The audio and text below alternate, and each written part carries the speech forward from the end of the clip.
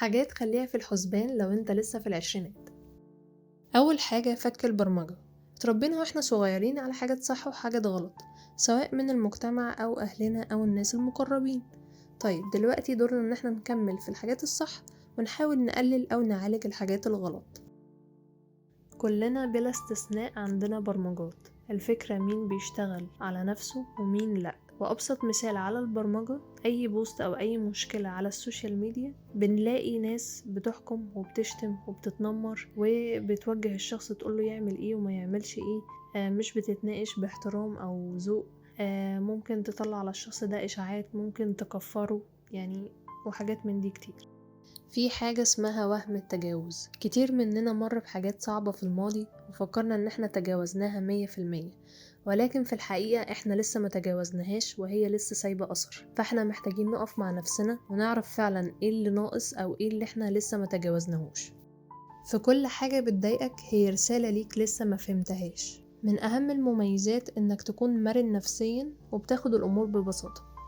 كل ما عرفت نفسك أكتر هتجيب من الآخر وهتعمل المفيد ليك. اعرف امتى تقول لنفسك لأ، زي ما مهم تقول للناس لأ. لو حكيت قصة حياتك في ريكورد أو فيديو هيكشف لك حاجات جديدة عن نفسك وعن حياتك. كل ما سألت نفسك الأسئلة الصح كل ما الدنيا توضح قدامك. زي ايه اللي منعك تعيش حياتك؟ هل يا ترى انت شجاع كفاية عشان تطلب مساعدة لما تحتاجها؟ طب يا ترى طاقتك بتروح فين؟ معاك فلوس؟ صحتك كويسة؟ علاقاتك تمام؟ لو في حاجة من دول لأ، يبقى محتاج تعيد حساباتك. معرفة ان التصرف او الفعل ده غلط مش كفاية ان انا معملوش، عشان كده محتاجين نعمل ابديت للقيم والمبادئ والحدود بتاعتنا. عدم الإحساس بالذنب وجلد الذات هيخليك حر أكتر. كتمان المشاعر ضعف، أما التعبير عنها قوة.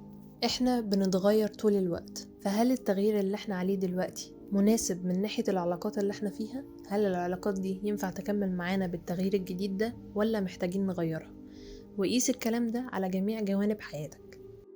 وعادك مع نفسك مهم، فلو حاولت ان انت تعمل ده من وقت للتاني بشكل مستمر هتتطور وهتوصل للحاجات اللي انت عايزها بسهولة.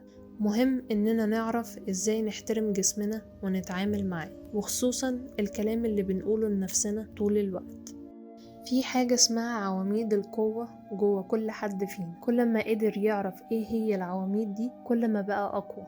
زي عمود علاقتي بربنا، زي عمود علاقتي مع نفسي، زي عمود الشغل، عمود البيت، وهكذا. ناس كتير بتواجه تحدي انها توازن بين قلبها وعقلها، فلو قدرت تعمل ده فانت حققت انجاز كبير. طيب دلوقتي في حد بيسأل ازاي اعمل الحاجات دي؟ الإجابة جوه كل واحد فينا. بمجرد ما نراجع نفسنا في الأخطاء اللي احنا عملناها في التجارب اللي فاتت هنفهم كل حاجة. هتلاقوا تحت الفيديو لينكات لناس بتابعها هتفيدكم إن شاء الله.